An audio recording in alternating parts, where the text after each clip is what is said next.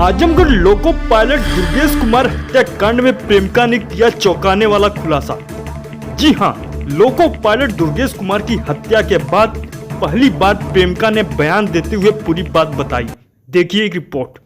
क्या नाम आपका है? मेरा नाम क्षमता यादव है।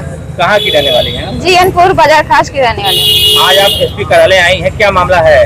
मामला ये है कि सर दुर्गेश कुमार ने जहर खा के आत्महत्या की। इसकी धमकियां वो मुझे लगातार देता रहा और उसके परिवार वाले मेरे परिवार पर उसके आत्महत्या को हत्या बता के मेरे निर्दोष परिवार को फंसा रहे हैं। मुझे न्याय चाहिए सर। कितने लोग फंसे हैं आपके परिवार के? मेरे परिवार के 6 लोग फंसे हैं और एक ज्ञानेंद्र मिश्रा जी ज्ञानेंद्र मिश्रा का इसमें कोई दोष नहीं है, वो सरासर निर्दोष इंसान है। तो पुलिस का क्या मतलब क्या कहना है, क्यों उनको फंसाई? वो उसके घर वाले कह रहे हैं कि मेरे घर वाले उनको मारे पीटे हैं और पूरे दोष सब ज्ञानेंद्र मिश्रा पे लगा दिए कि जहर वो पिलाए हैं, जबकि वो समझाने के अलावा उसको और एक लफ्ज भी कुछ नहीं बोले थे। मामले की शुरुआत कहाँ से हुई? जैसे ये कहा जा रहा है कि क्या आपका उनको कोई परिचय था पहले से? हाँ, परिचय यही था सर कि जो ज्ञानेंद्र मिश्रा सर का स्कूल है वहीं पे वो पहले पढ़ाने जाता था, मैं वहीं पे पढ़ती थी। उसकी मेरे पे गंदी निगाह हो गई थी। उसके बाद वो तैयारी करने के लिए इलाहाबाद चला गया, मैं अपना स्कूल चेंज करके दूसरे स्कूल में चली गई। उसके बाद से बंद हो गया। फिर मेरे घर पे एक पारिवारिक विवाद हो जाता है जिसमें वो मदद करके मेरे माता पिता की नजर में अच्छा इंसान बन जाता है। उसके बाद से वो धीरे धीरे बात करने लगता है मुझसे और फिर वो बातचीत को जब आगे बढ़ाना चाहता है तो मैं कहती हूँ मैं ऐसी लड़की नहीं जैसा तुम समझ के मुझको गलत इस्तेमाल करना चाहते हो। मैं वहीं से बात बंद कर देती हूँ।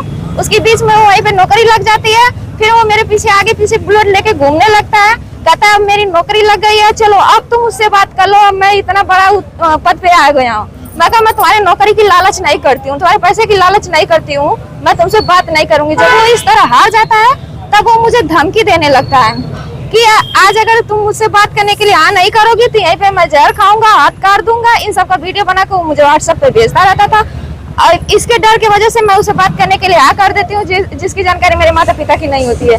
वो मुझे डरा धमका कर लगभग 3 साल तक मुझसे शोषण करता रहा। उसके बाद मैं जब हिम्मत करके उसके घर पे बताई तो उसके घर वाले पहले तो बोले कि ठीक है मैं समझा लूंगी, लेकिन वो उनके समझाने पे भी नहीं समझा। फिर से वो मुझे उसी तरह टॉर्चर करने लगा। फिर मैं उसके घर पे मम्मी से फिर हिम्मत करके अपने घर पे बताई। फिर मम्मी से कही कि मम्मी देखो अभी पापा को मत बताना, अभी आप ही उनसे बात कर लीजिए, वो लोग भी अच्छे लोग हैं, मान जाएंगे बात, पढ़े लिखे से। तो जब मेरी मम्मी उनसे रोई गिड़गिड़ाई विनती की तो फिर भी वो कहे कि तुम्हारी बेटी खुद गलत है, तुम खुद गलत हो, तुम खुद को संभालो, हमारे बेटों को मत कहो। ऐसा करने के बाद तब हमारे पिताजी उनके घर पे 3 से 4 बार पंचायत लेके गए। उसके बाद वो मामले को नहीं सुनते हैं।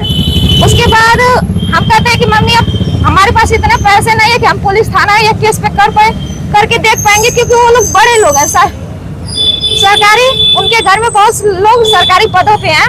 अजय इंजीनियर जैसे लोगों का उनको सपोर्ट है। वो अजय इंजीनियर से भी मेरी बात कराते थे, जो मुझे उसके साथ संबंध बनाने के लिए कहता था कि बनाओ वो जो कह रहा है तुम्हारे साथ। कौन है अजय इंजीनियर? अजय इंजीनियर वो दुर्गेश के रिश्तेदार में आते हैं, कोई ऐसे हैं। तो घटना वाले दिन क्या हुआ, कैसे क्या? घटना वाले दिन सर जब मैं उसे मेरे घर वाले मना कर दिया कि एकदम उससे बात नहीं करनी है तो मैं एकदम बात बंद कर दी। मैं अपना मोबाइल पे उसका फोन लगातार 200, 300, 400 नंबर से मुझे लगातार फोन करता था। मेरे घर वाले कहे कि अगर एक भी फोन उठ जाएगा तो अच्छी बात नहीं है। ये इतना जब मामला बढ़ चुका है तो मैं फोन नहीं उठाई उसका, तो वो गड़ासा लेके मेरे घर पे घुस गया। कह रहा है अब तो क्षमता तुमको मुझसे बात करनी पड़ेगी। तो उस दिन मेरे घर पे मेरे पिता नहीं थे, मेरे भाई सब थे। तो वो सब कहे कि देखो मामला गांव में फैलाओ मत, तुम पोखरी पे चलो, मैं अपनी बहन को लेकर वहीं पे आता हूँ, वहीं पे सब मामला सेटल कर लेंगे। मेरे भाई सब इज्जत के मारे मुझे तो नहीं लेके खुद गए, कहे कि आज उसको हम लोग समझा देंगे कि ऐसा बात नहीं है, ज्ञानेंद्र मिश्रा को भी बुला लिया जाएगा वहाँ पे। मेरे भाई सब जब वहाँ पोखरे पे समझाने गए, वो समझने के लिए राजी नहीं था, इसलिए वो सब हाथापाई पे थोड़ा सा उतर गया। मानने के बाद उसके बाद फोन किया गया ज्ञानेंद्र मिश्रा को, जिनके पास हम मेरे माता पिता जाके रोए गिड़गिड़ाए थे कि इज्जत की सवाल है, लड़की को बचा लो। उसके बाद वो थे नहीं, वो किसी मित्र के साथ द्वारी घाट गए थे। वो बोले कि उसको वहीं पे बैठा के रखो, मैं आता हूँ तो उसको समझा रहा हूँ। उसके बाद वो सर लगभग 1-2 घंटे बाद आए। मामला ये सब मारे थे शायद 1 बजे से हाथापाई हुई थी, लेके बैठे से सब 3 बजे सर आए, उसको समझाए। अब जो भी समझाए होंगे बाद उसको समझाने के बाद वो उनकी बात मान के कहा कि ठीक है मैं आप सभी लोगों से माफी मांगता हूँ, मुझसे जो भी हुआ गलती हुआ। अब फिर वैसे समझाने के बाद सर वो सबसे माफी मांग के अपना बुलेट लिया और वहाँ से चला गया। और वहाँ से जाने के बाद शायद वो ज्ञानेंद्र मिश्रा सर की बात का बुरा मान गया, मेरे भाइयों से माफी मांगने का उसका बुरा मान गया। ये जो भी मारे थे बहन की इज्जत बचाने के लिए, उसी के आक्रोश में आया वो फिर और जाके घर पे अपना कहीं जहर वर खा के मर गया।